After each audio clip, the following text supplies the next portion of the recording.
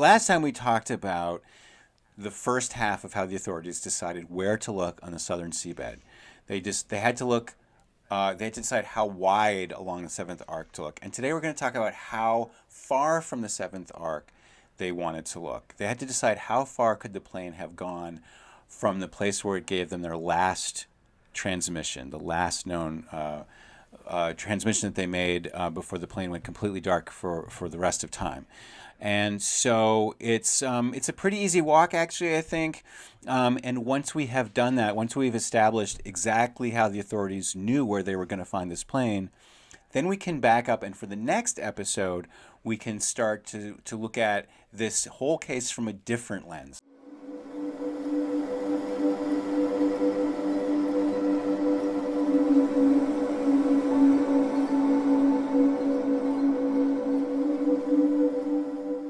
So we were talking about how the authorities used a new kind of version of the scientific method to try to understand the totality of the possible scenarios that could have given rise to the signals that they received.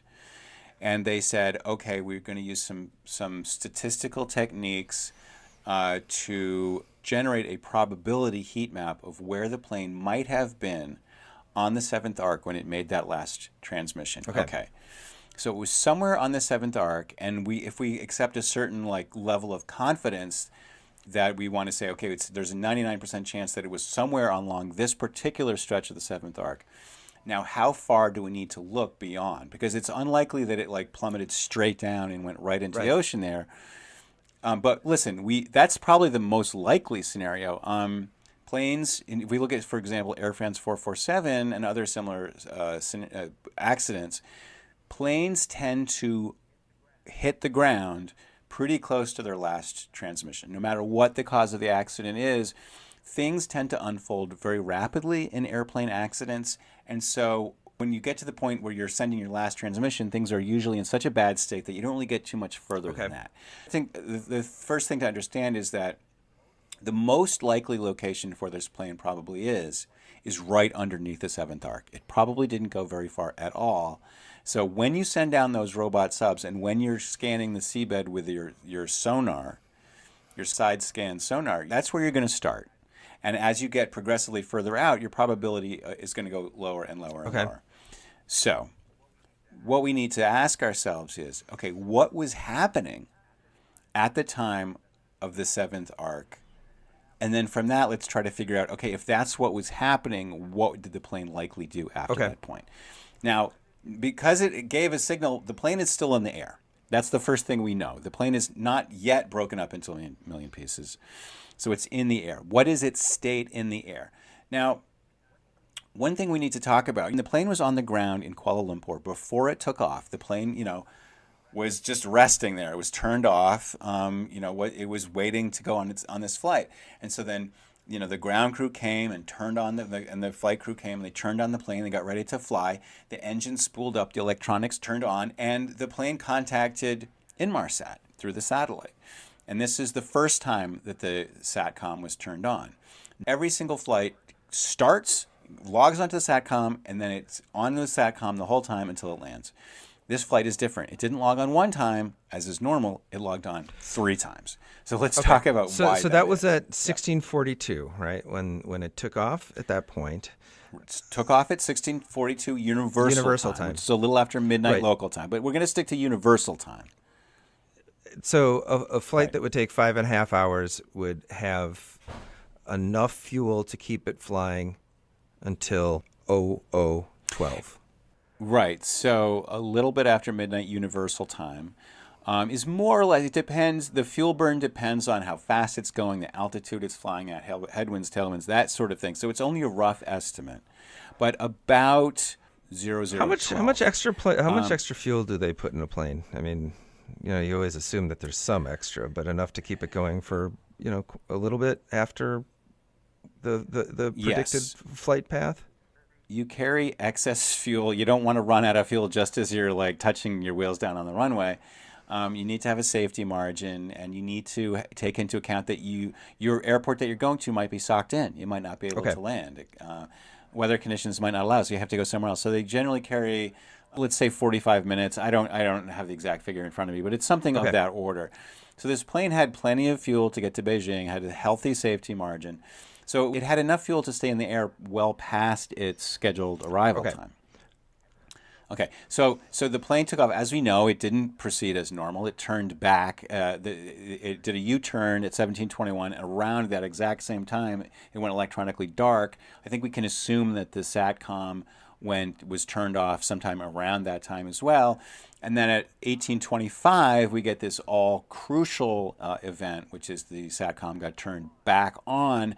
Now, this is now the second time that the plane has reached out to Inmarsat and said, "Hi, I want to communicate on your network. Can I join?" And of course, the network said, "Sure." Now, the plane is flying. It's transmitting these signals, as we've discussed. 2 incoming telephone calls came. They were not answered. But the receipt of that call, of those calls, caused the timer to reset. So the plane that was started counting down an hour until the system wanted to recheck on it. Okay, and so the next thing that happens, and what's very relevant to our discussion today, is at 011, which is 1 minute before like the authorities expect its fuel to run out later when they're doing the math later. So at 011, it makes its last kind of normal scheduled handshake exchange with the Inmarsat. So at 011, it makes its normal transmission. And then at 019, it says once again, "Hi there, I want to join the network." Now, why would it say, "I want to join your network"? It was already on the network. Because on the plane, something must have happened. The box must have gotten turned off again. So this is now the second time during this flight that the box was turned off and then turned back on again. And so, okay, so there are this weird thing has happened twice. This thing that normally doesn't happen at all has now happened twice. The second time is what I have tried to thump the tub by saying it's really hard to explain why this happened. We don't know why it happened.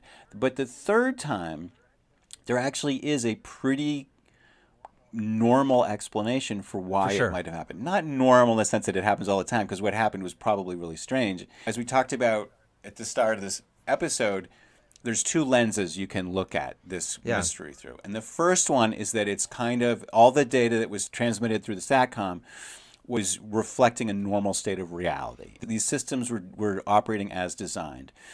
And so in that case, if all these systems are operating as designed, there is a readily available explanation for why the satellite communication system got turned back on, which is this. Okay. The plane, as we know, was close to running out of fuel around this time.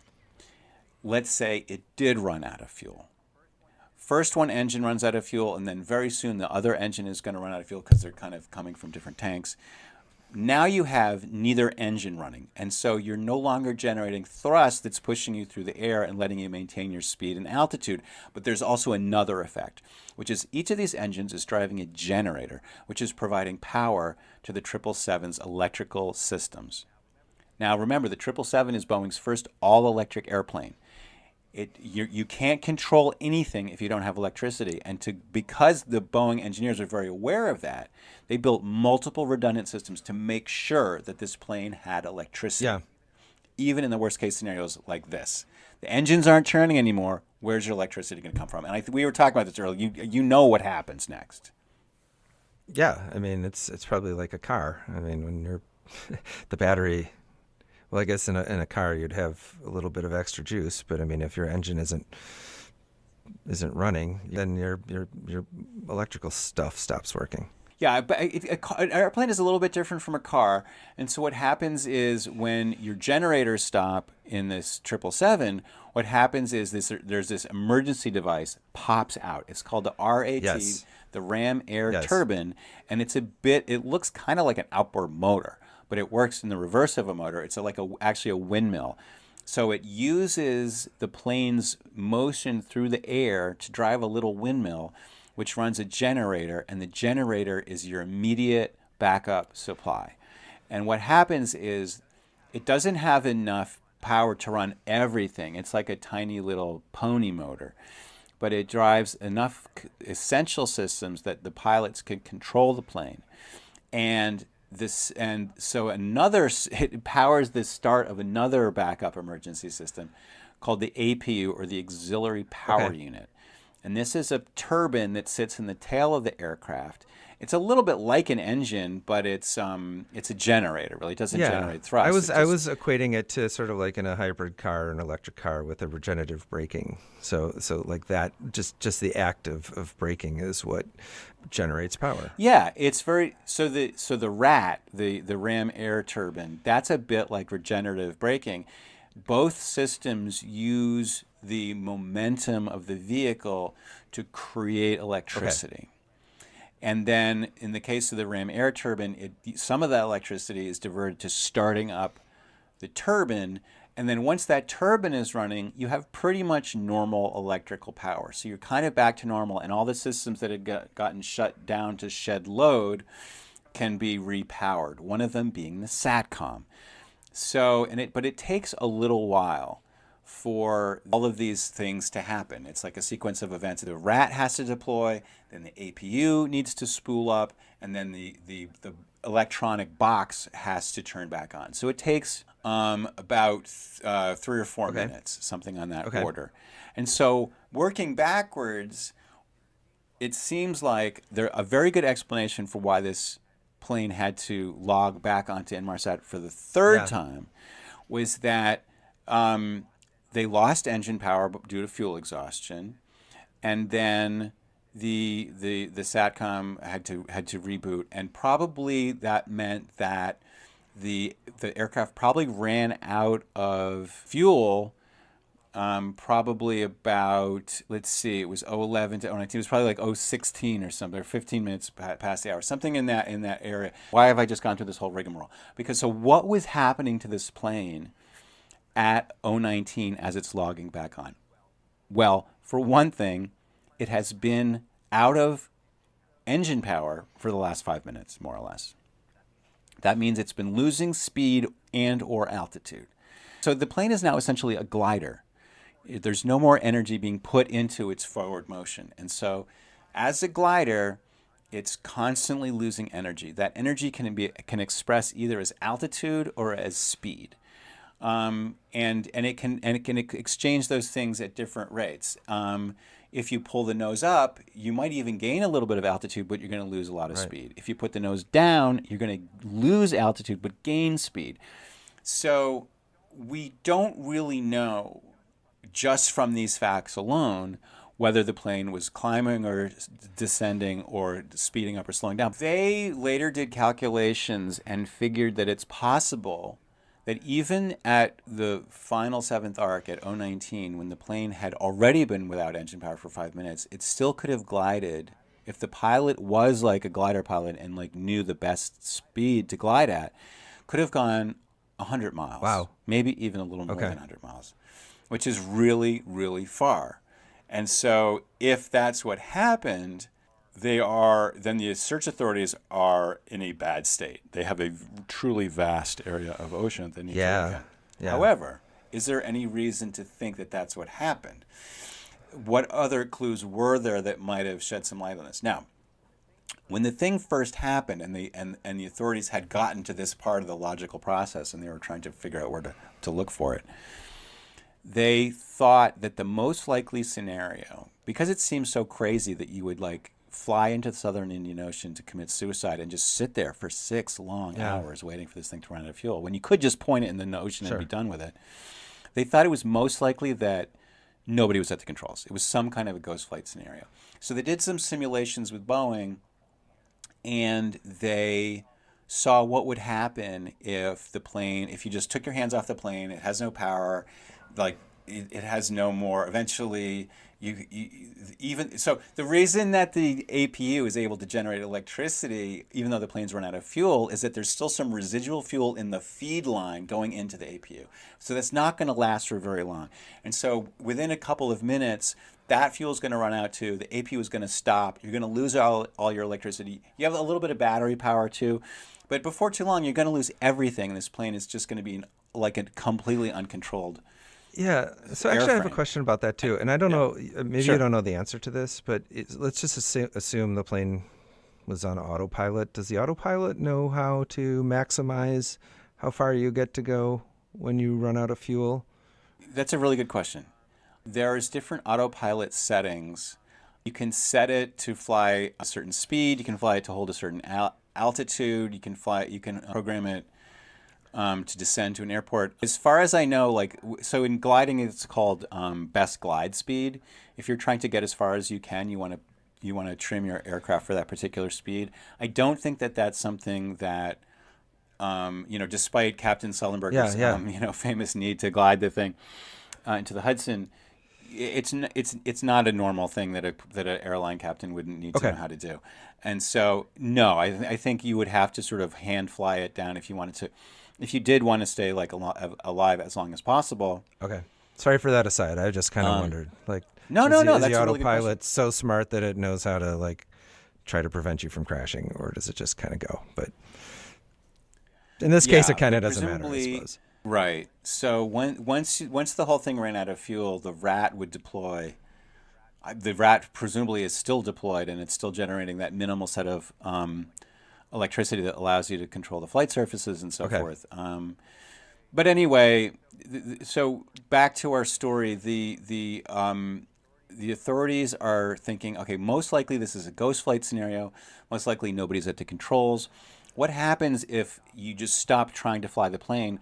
What happens is that the plane, it starts to tilt, and when it starts to tilt, it goes into a spiral, and the nose goes down, and it goes into a spiral dive. And you're not really going in a straight line anymore. You're kind of like circling a spot on the ocean, and eventually you hit the surface. And assuming that they were able to calculate that it would have stayed within a certain 30 miles of the seventh arc. Again, it's a probabilistic thing. It's sort of susceptible to the butterfly effect. Like if there's a gust of wind, it might tilt the wing a little more or a little less. What they would do is simulation after simulation and try to see okay, if we run it 50 times, how often does it go more than 30 miles? And so they were able to convince themselves that if this is a ghost flight scenario, the plane probably didn't get very far. I would say that this happened. We know that this happens in real life. There was a case over this summer in 2023 where a Citation business jet got into a kind of a ghost flight scenario. We don't really know why. The pilot might have had a heart attack, or they might have had a depressurization. But the plane flew in a straight line on autopilot until it ran out of fuel, and it did a spiral dive. So for some sort of reason of physics, when a plane runs out of fuel, it doesn't just fall into the ocean at a horizontal at a perfect attitude. Is that the right? Once it's out of control, it does not stay going straight. You actually have to hold a plane straight. It won't stay straight if you're not holding it straight. So, but then as time went by, they found another clue. Actually, they found a couple of different clues. So we've also talked about how they used this part of the metadata called the burst frequency offset, or BFO. And they did some very fancy, complicated math. It took us a whole episode to explain as to how it proved that the plane went into the southern Indian Ocean. And that was based on all of the previous 6 pings. The 7th ping turned out to have really weird BFO values. And at first, they were just couldn't make heads or tails of how they got these really weird BFO values. But finally, they made sense of it. And this is what they recognized. The BFO is generated in such a way that it compensates for the airplane's motion in the horizontal plane, meaning you're flying around the world sort of more or less at a level altitude, and it's compensating for your motion east, west, north, and south. It doesn't compensate for vertical velocity. And normally you don't have that much vertical velocity, so it's not a big deal. But in this case, they realized, wait a minute. If these strange BFO values are a result of the plane's vertical motion, that means that it was in a dive that became an even steeper dive. Okay. So, in fact, it becomes so steep so quickly that it wasn't a ghost flight. In fact, this must have been somebody pushing forward on the controls to generate these kind of BFO values. So now they're like, okay, now there's even a greater chance that this is within 30 miles of the 7th arc. So now they're thinking, okay, and it might be right there at the 7th arc. That's probably the most likely place. And so now, using these pieces of evidence and assuming that, as I said, everything we've talked about in the last 20 minutes is premised on the assumption that this data was generated as a result of the equipment on the plane operating as it was intended and without anybody tampering with it or fooling with it. And so, that, by the way, is the assumption that the entire search, that the entire, that the official explanation for what happened to this plane is all premised on this idea that this data was produced innocently. It was produced by the machines themselves without any kind of human intervention. And so now, so as the ships sailed out from port in the fall of 2014, actually the spring, because they have opposite seasons from us. But in October of 2014, the ships are sailing out into the ocean, and this is where they're going to look. We know where on the seventh arc this plane probably was, almost certainly was, when it sent its last transmission. And we know that it's almost certainly within a certain distance of the seventh arc. So this is why the authorities, again, and this is something we've hit again and again, this is the very first start of the first episode, was talking about how confident the authorities were. We know one of these mornings we're going to wake up and we're going to find that these ships that are scanning the seabed will have found the plane. And in another episode to come in the future, we're going to talk about how that search unfolded. But we have some other things to talk about before we get there. But at this point in our story, we now understand why the authorities thought the plane went into the southern Indian Ocean and why they thought they had a really good chance of finding it, because they knew how to define a search box that gave them what they took to be a 97% probability of locating this plane. So 23,000 square miles is where they decided to look. And right, it's hard for me to imagine what 23,000 square miles equates to, but I mean, that's a humongous amount of water to look for. It's 23,000 square miles is a lot of water to look at. It's not well. I mean, spoiler alert. They wound up looking in an area much bigger than that. They wound up looking in an area many times larger than that wound up equating to the size of Great Britain. So, but that itself, I mean, listen, this is an area that's like over 1,000 miles from the nearest land. It's 3 miles deep. It's in one of the most notoriously stormy stretches of ocean in the world. And they were using technology that was still pretty new, and nothing like this had ever been tried before. Something similar had been carried out with Air France 447 back in 2009 to 2011, but that was a much easier task compared to this. So this is much worse. So we'll talk about what a daunting task it was, but it seemed like, okay, we're going to have to ask the taxpayers to give us some money to do this. And we're going to hire these contractors to do it for us, but it's money well spent, because we're quite confident the mathematics has told us in no uncertain terms where this plane is, and we're very confident that we know where it is. It's pretty amazing.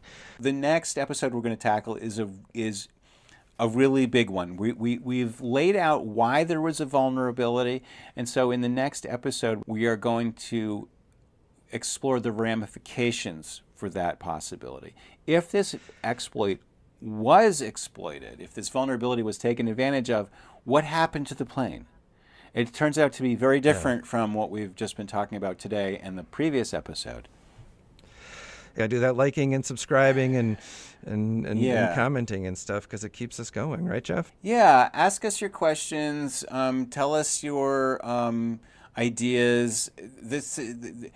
It's amazing to me, as we're doing this, we're really learning the process as we go, but I think we now are getting a much more concrete sense of how many episodes we're going to do to take us to a place where I think the viewers really will have what feels like a comprehensive sense of what might have happened to this plane.